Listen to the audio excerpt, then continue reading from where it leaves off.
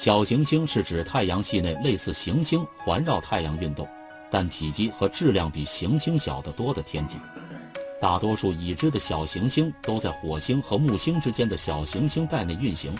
小行星很像我们早期太阳系的化石记录，太阳系形成时期的残余物，分析它的成分将为地球上的生命如何开始提供强有力的线索。小行星探测真正取得突破是近10年，在全球的众多项目中，日本隼鸟2号探索小行星龙宫和美国欧西里斯霸王龙号探索小行星贝努是最成功的。日本宇航局于2014年12月发射隼鸟2号，经历4年6个月太空飞行后，于2018年6月抵达小行星龙宫。经过1年多的观测采样，2019年11月，隼鸟2号完成龙宫探索任务，开启它的回家之旅。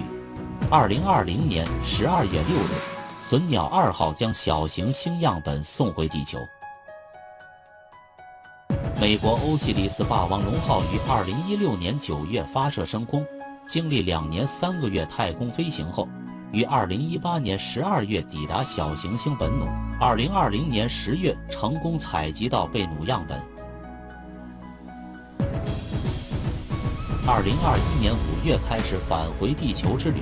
样本返回舱计划于2023年9月24日返回地球。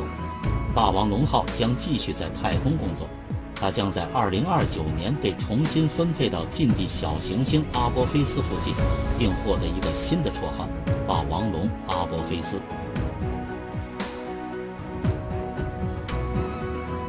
从龙宫带回的样本没有让我们失望，让我们对早期太阳系的形成和那个时期发生的化学物理过程有了更多的了解。样本中检测到20多种氨基酸以及各种氮化合物，这是首个在地球外存在氨基酸的证据，对理解这些至关重要的有机分子如何到达地球具有重要意义。自2001年以来，科学家们已经知道球粒陨石小行星含有包括甘氨酸和丙氨酸在内的氨基酸。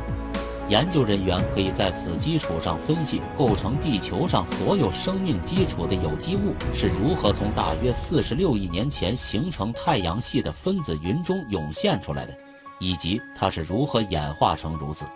小行星龙宫样品分析还表明，龙宫和 CI 群碳质球粒陨石相似，大多数矿物是称为液硅酸盐，即粘土的含水硅酸盐。它是通过非含水硅酸盐矿物水蚀变的化学反应形成的。这类碳质球粒物质是我们研究过的太阳系中最原始的物质。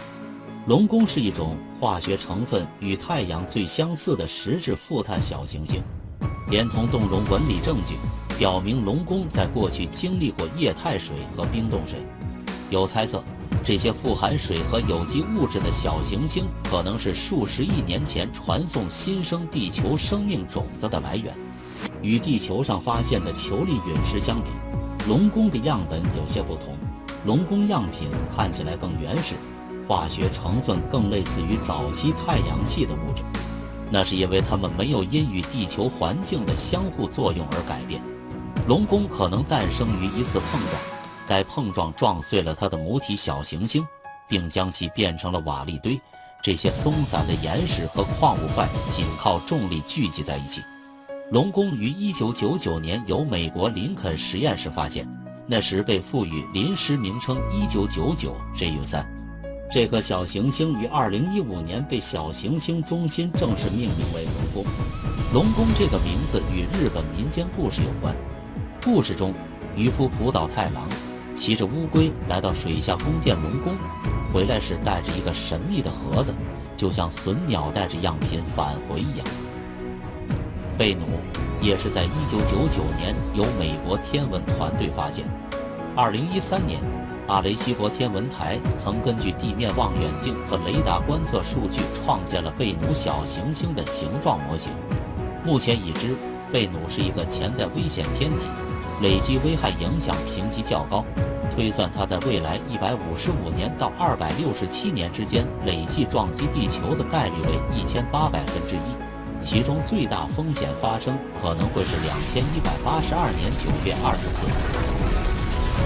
贝努是古埃及神话中与太阳、创造和重生有关的鸟。贝努可能是在大约7亿到20亿年前从一颗更大的富含碳的小行星上分离出来的，这在地质年代上相对较近。它很可能形成于火星和木星之间的主小行星带，从那时起就离地球更近了。贝努外观看起来像一个旋转的陀螺，这颗小行星的赤道倾斜了大约175度，相比之下，地球的倾斜度为23度，因此它的北极相对于地球的北极指向下方，这说明了我们在地球上看到的它的季节变化。贝努每 1.2 年绕太阳公转一圈，它每 4.3 小时绕轴旋转一圈，每6年都会靠近地球一次。尽管在这些靠近期间，它与地球的确切距离有所不同，它的轨道路径相对于地球倾斜约5度。贝努表面完全被岩石和巨石覆盖，但构成外部的结构是如此松散地堆积在一起。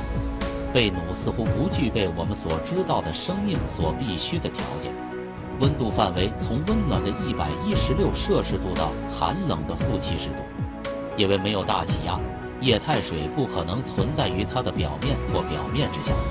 美国和全球天文团队已开始对本努进行迄今为止最深入的探索，包括起源、光谱解释、资源识别、安全、风化层等。霸王龙号2020年10月采集的样本，计划将于2023年9月24日送回到地球。